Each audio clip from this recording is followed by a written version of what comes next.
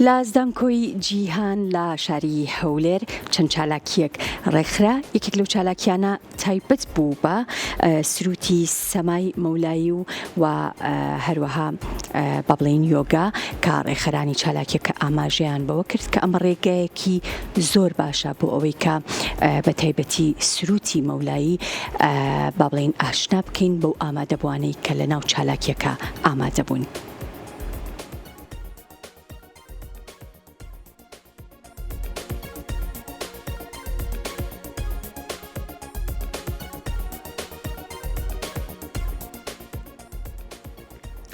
بە ئامادەبوونی ژمارێک لە هونەرمەند و ڕۆشنبیران لە هۆڵی ڕۆشنبیری لە زانکۆی جیهان لە شاری هەولێر چەند چالاکیەکی تایبەت بە سروتی سەمای مەولانایی و هونەری یۆگا بەڕێوەچوو.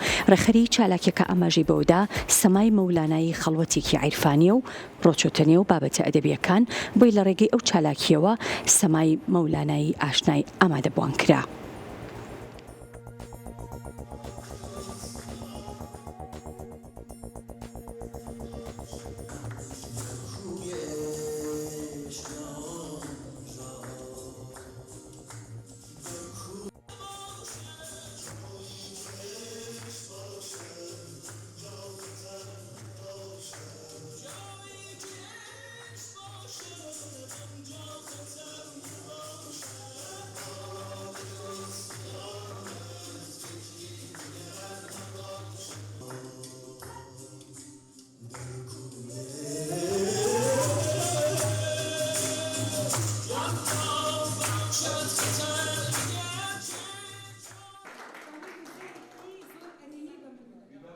ئەوەی کە یۆگای داناوە بۆ ئێرە هەروەتر سەما و یەکسەری چالاکی هەیەکی باش کە لەسەر مێشک و دەروون و هێورکردنەوەی ناخی ئینسانەکان ئیش دەکا بۆ کەمکردنەوەی ئیسرس و بۆ خۆناسی و ڕێگایەکی ڕووناکبوونەوەی ئینسانەکان بۆ کەماڵگەیشتنی ئەوان ئیش دەکا. زۆر سپاسی هەموو لایەک دەکەین مامۆستا بورهان، دکتۆر نۆزاد و ئەو کەسانەی کە لەو سیستەمەدا هاوکار بوون کە ئەو شتە باشە بە گەنجەکان و بە کۆمەڵگای کوردی هەولێر بناسێنن. بیرمان لەوە کردەوە کە سەمایەکی جیاواز بینینە نێو پرۆگرامەکانی ئەو خولانی کە لە زانکۆ بۆ ئارەزومەندان پێشکەش دەکرێت.